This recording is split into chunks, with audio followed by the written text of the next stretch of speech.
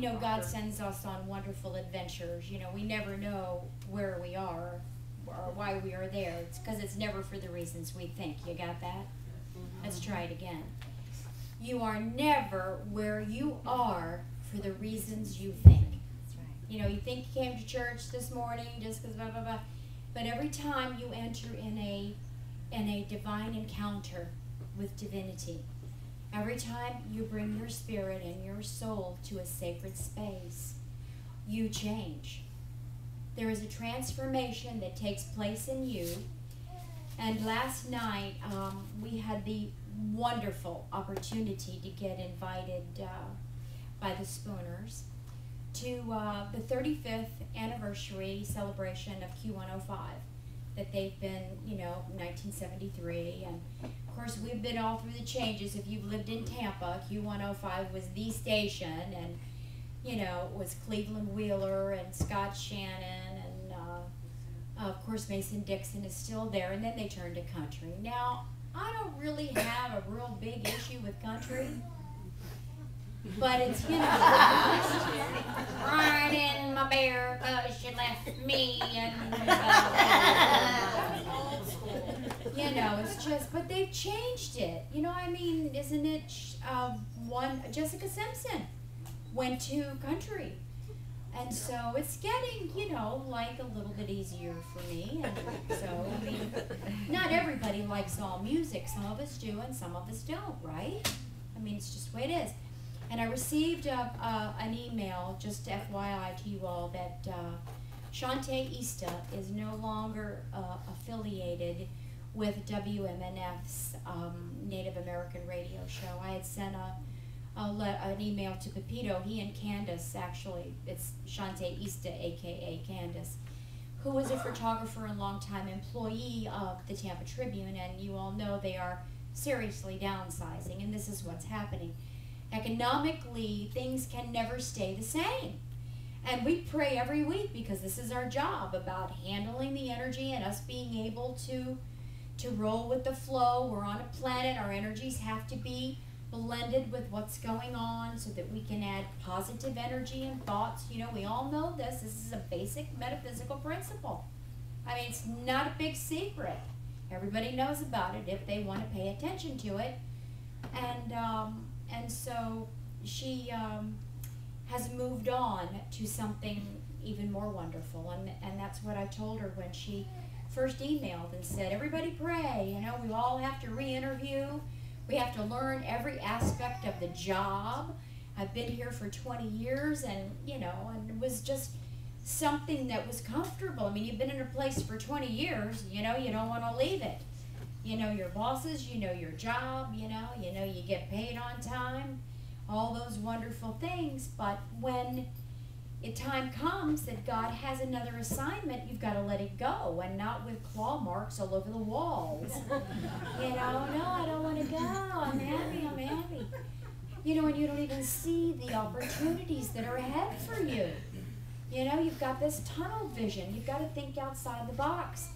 I told you a couple weeks ago that I have been reading the last lecture by Randy Posh. And my husband and I are actually reading it together. And as I had said, you know, I read a little bit and then I cry a little bit, because it's so, you know, much a part of my experience and what I'm going through. And I remember certain excerpts, and one of them was, you know, having cancer doesn't make me unique. There are 37,000 people diagnosed. I think he said something like daily. I wouldn't be surprised, but don't quote me. Don't send me a letter. But 37,000 was it, you know, time frame I'm not too sure of, but he says what does make me unique is what he has to say and his life experiences. And he may not come out and say it, but this man is a metaphysician. I mean, absolutely, undoubtedly, he is a metaphysician. And it's just a wonderful story about having all of his dreams fulfilled. And not too long, quite ironically, do you remember me talking about how technology has just come so far that the children that watched a television show, Star Trek, that ran, you know, how many episodes, 20? or whatever it was, so impressed so many of these brilliant people and scientists that are here that they made it a reality. And that's what Randy Pausch is. He is a scientist, a lecturer, a teacher. He got to even meet William Shatner, a childhood dream of his, and Shatner called him and was trying to get all the explanations, and they had actually done a virtual reality of the Starship Enterprise, of the main ship, what do they call that? Enterprise. The deck. No, but I mean The bridge. The bridge. Thank you. Okay, I'm going poop deck. No.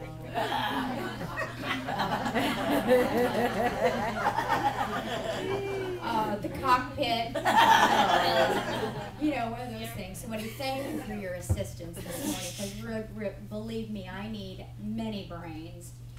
So the point of it all is that these are the kids that made it all a reality. I'm talking about it, and here it is in Randy's book. And so many different things that he had an opportunity to actually realize. Now, we're comparing a metaphysical minister to a what? Scientist, virtual reality. I mean, he teaches. That was his job, to awaken minds, to be that part of special called inspiring the students to make them the best. He made a phone call one day to one of his mentors, and he says, this group of people that I have working have unsurpassed any expectations that I ever had of them. I don't know what to tell them. You know, this is the absolute best work, best class that I have ever taught. And you know what his mentor said? Tell them they can do better. He said, tell them they can do better. There's much more in them. And so it just continued to inspire. And this is just a typical example of who we all are. You are all teachers. You're professors of the mystery school. You know, you help people, the healers, those that are out in mainstream, calming this panic that seems to be going on, that's self-inflicted, that's an illusion. And that's what we're going to talk about a little bit this morning.